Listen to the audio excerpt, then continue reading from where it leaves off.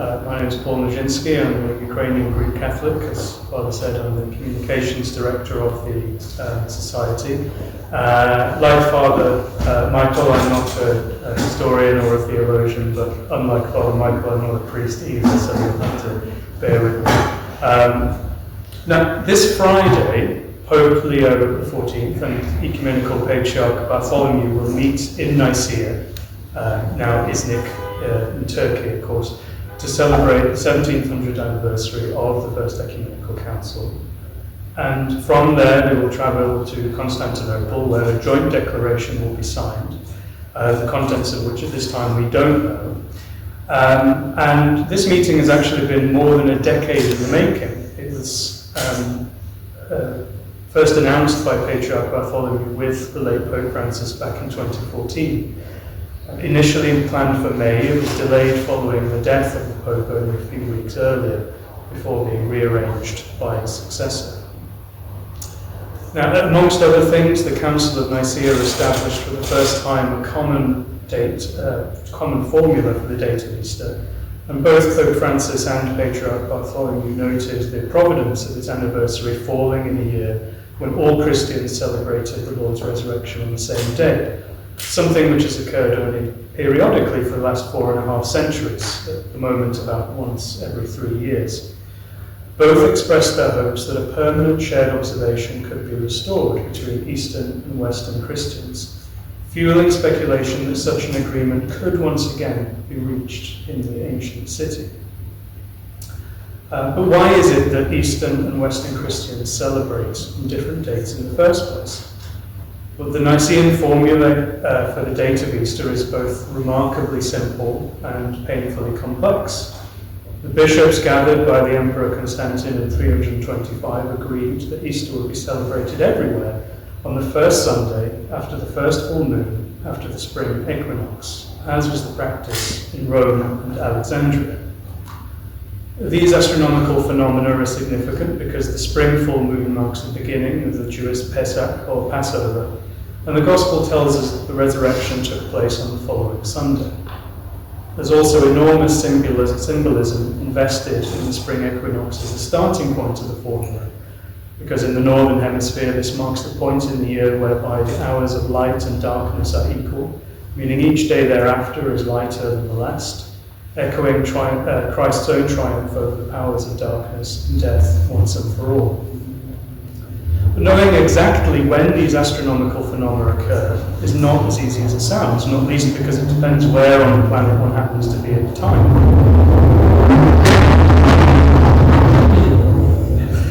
As such, the churches of Rome and Alexandria had each produced a complex computus of calendrical tables known as a Paschalion. And this was intended to enable all Christians to celebrate on the same day, regardless of where they were, or how well the lines of communication were operating at the time, which by the 4th century was rarely very well at all. However, the Roman and Alexandrian methods did not actually agree, partially because the nominal date of the equinox in the Roman calculus appears to have been 25th of March, rather than, more accurately, the 21st of March, as at Alexandria. This meant that the respective Easter dates could be up to 5 weeks apart, a now familiar problem which persisted until Rome eventually adopted the Alexandrian calculus after it was transposed from the Egyptian to the Julian calendar by Dionysius Exiguus in 530. This unity would endure for more than 1,000 years until 1582, when Rome introduced the modern Gregorian calendar with its own Paschalion to correct the evidently inaccurate Julian one, which by that time was placing the 21st of March about 10 days after the equinox had actually occurred. It also corrected the astronomically inaccurate lunar tables, which were accumulating an error of 1 day every 310 years. Constantinople declined to adopt this scientific correction, however, meaning that the two methods' respective Easter dates fall anywhere between 1 and 5 weeks apart, about 3/4 of the time.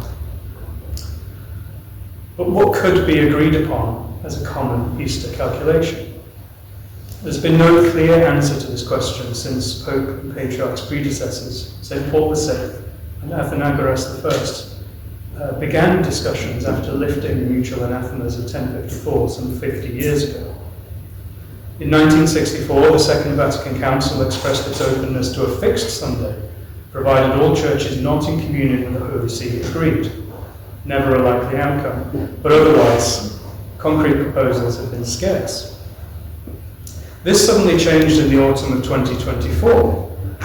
Following a synod of the Ecumenical Patriarchate in Constantinople, His Old Holiness Bartholomew announced, and I quote, "The wish is unanimously expressed that the common celebration of Easter next year by Eastern and Western Christianity will not be a mere happy coincidence, but the beginning of the establishment of a common date for its annual celebration, in accordance with the Paschalion of our Orthodox Church."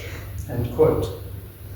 This was surprising because such declarations are not unusual from Moscow, but Constantinople has generally treated the Orthodox Paschalion as an embarrassing anachronism. It first broached the issue of reform as long ago as 1902 and attempted to enact it in 1923. Even as recently as 3 years ago, its permanent delegation to the World Council of Churches called for this year's anniversary to be used to, quote, educate Christians on the necessity of a calendar reform. Yet Patriarch Bartholomew's new wish was swiftly adopted by a joint conference of the various Eastern Orthodox and Oriental Orthodox churches gathered in Egypt. And His Old Holiness even directed his comments to Pope Francis at the opening of the World Policy Forum that December. A real step towards repairing old conflicts, he said, is the call from the Ecumenical Patriarchate and our modesty to the Roman Catholic Church and our elder brother, His Holiness Pope Francis of Rome, to go back to the Julian calendar for common Easter computers. Could Pope Francis really have considered this? According to Metropolitan Emmanuel of Chalcedon, a senior hierarch in the Ecumenical Patriarch, the answer was yes. Speaking to the French weekly Le Point in March, he said, as early as the 1970s, Paul VI has considered that Catholics adopt the Orthodox state as a sign of rapprochement. The project was often discussed and delayed. Last June, while I was in Rome for the feasts of Saints Peter and Paul, at the end of the solemn Mass, after inviting me to wear the pallium, the insignia of primacy in Latin usage, Pope Francis whispered to me, "You will see, next year we'll have a great surprise in store for us." I understood that he was counting on the anniversary of Nicæa to announce his desire to put an end to this anomaly that harms both Christian sentiment and Christian witness. End quote. Now, whether or not Metropolitan Emmanuel's interpretation was accurate is now moot, of course, since Francis no longer occupies the chair of St. Peter, and Constantinople has been conspicuously silent on the matter since the election of his successor. It seems then that we can once again rule out the Orthodox Paschalion as a candidate for unity. But one can appreciate why it was proposed by Patriarch Bartholomew, even if he may not have believed in it himself, since there are many in the Eastern Orthodox Church who consider the Orthodox Paschalion and or the Julian calendar to be a dogmatic issue of faith. So much so, in fact, that in the 1920s, calendar reform in the churches of Greece, Cyprus, Bulgaria, and Romania was the trigger for a schism which persists to this day. But what could be behind a dogmatic attachment to something as seemingly inconsequential as a calendar? After all, as Father Andrew Louth observed in his 2016 Constantinople lecture, Christianity, unlike Judaism and Islam, never adopted its own religious calendar, but made use of the civil calendars already in use in the empire. One issue from my perspective is a lack of information. No more than 20 canons of the Council of Nicæa have survived to us, and the one relating to the date of Easter is not among them. All we have to go on is a letter written by the Emperor Constantine to the churches, and a letter from the Council itself to the Church of Alexandria. Neither explicitly mention the Nicene formula. The Council's letter reports that Christians who, quote, formerly followed the customs of the Jews, i.e. celebrated Easter on the day of the Paschal full moon as determined by the Jews, regardless of the day of the week in which it fell, are henceforth to celebrate the said most sacred feast of Easter at the same time with the Romans and yourselves. But of course we know that the Romans and the Alexandrians didn't always celebrate on the same day either.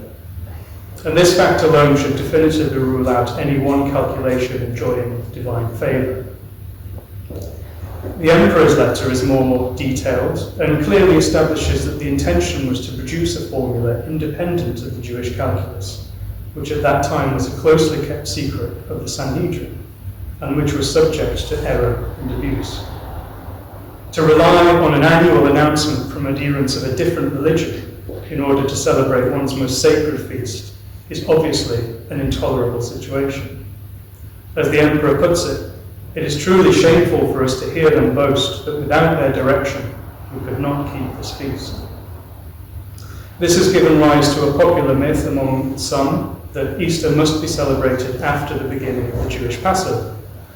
The fact that the Gregorian date sometimes coincides with or precedes the first day of Passover is therefore presented as a reason to resist reform. And while it is true that the constantly multiplying errors of the Orthodox Paschalion mean it now never does so, we know that this was not always the case.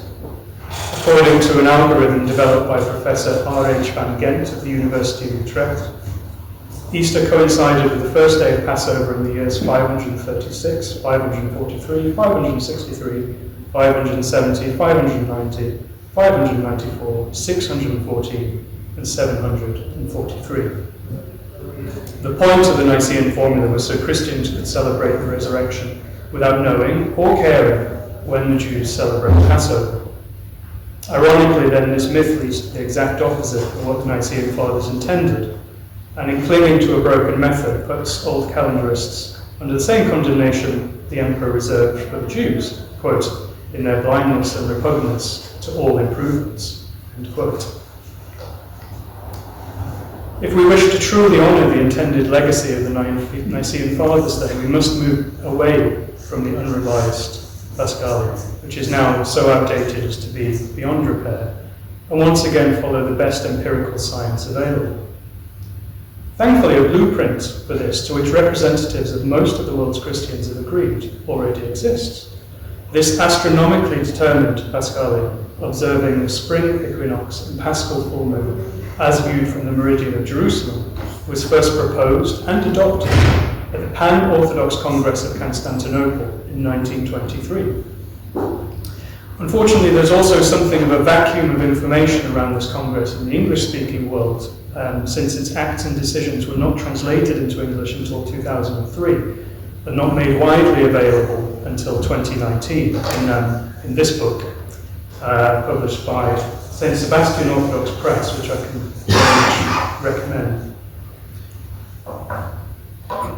So much so, in fact, that in the 1960s, even Father John Meyendorff of blessed memory incorrectly identified it as the Synod of Vatopedi, which took place 7 years later. Now, this Congress was convened in response to the multiple crises affecting the Orthodox Church in the 1920s, following the Russian Revolution and the Greek genocide in the disintegrating Ottoman Empire. It was intended as a preparatory committee ahead of the convening of a pan-Orthodox or ecumenical council, which would not take place until the ill-fated Great and Holy Council of Crete in 2016. One item of many on the agenda was the issue of calendar reform, since the post-Ottoman and post-Tsarist Orthodox states had recently adopted the Gregorian calendar for civil life. The Congress was keen not merely to adopt the so-called Papist calendar it had rejected 41 years previously, but to revise the Julian calendar so as to make it even more accurate than the Gregorian.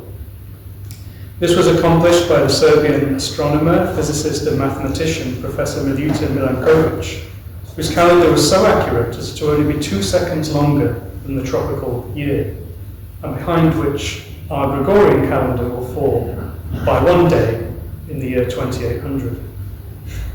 Professor Milankovic also proposed an astronomically determined Paschalion, which would record the first full moon after the spring equinox, as observed from the meridian of the Church of the Holy Sepulchre. Contrary to popular belief, the Congress authorized the use of Milankovic's entire revised Julian calendar, including his astronomical Paschalion, in lieu of a definitive decision by a future ecumenical council, and resolved to formally request the universities of Athens, Belgrade, and Petrograd, now St. Petersburg, to construct long-term paschal tables for churches. though whether these requests were actually made is doubtful, owing to the consolidation of Soviet power in Russia, the chaos of the population transfer between Greece and Turkey, and Ecumenical Patriarch Metaxakis IV's own deposition later that year. Consequently, while the revised Julian calendar has been adopted for the solar year by all the Orthodox churches save those of Georgia, Jerusalem, Ohrid, Poland, Russia and Serbia, none has yet adopted the astronomical Paschalion. The Finnish Orthodox Church, a part of the Ecumenical Patriarchate, is the only one to use the Gregorian Paschalion, which is a condition of its recognition as a state church. But as the 1923 Congress established, celebrating Easter on different dates is not a communion breaking issue, even if it is desirable. But to quote the Emperor, a discretion of opinion on so sacred a question is unbecoming. Milankovitch's Paschalion was, however, adopted in 1997 by delegates of the World Council of Churches, representing Catholics, Eastern Orthodox, including Moscow, Oriental Orthodox, Old Catholics, Anglicans, Lutherans, Pentecostals, Evangelicals, and Seventh-day Adventists, with the hope that it could be implemented after the Eastern and Western celebrations of Easter coincided in 2001. This, of course, did not happen, and Patriarch Kirill, the then head of Moscow's Department of External Relations, instead took the opportunity to call on the world's Christians to adopt the Old Orthodox Paschalion, something he continues to do to this day. One might argue that Moscow's voice counts for less in Constantinople now than it did then, and we can perhaps dare to hope that Pope Leo and Patriarch Bartholomew adopt this astronomical Paschalion on Saturday as a small step toward full communion between our churches. Its beauty lies in the fact that it does not entail the triumph of one historical system over the other, but recognizes that both currently fall short of the Nicene ideal. The Gregorian date, for example, will fall out of sync with the astronomical reckoning no fewer than 12 times over the next century. Instead, it asks each church to exercise humility in admitting the flaws in its own chosen interpretation of the Nicene formula, and to honour the memory of the Nicene Fathers with a more accurate one. Old Rome has done this twice in the last 1500 years. This weekend, we may see whether New Rome can do the same.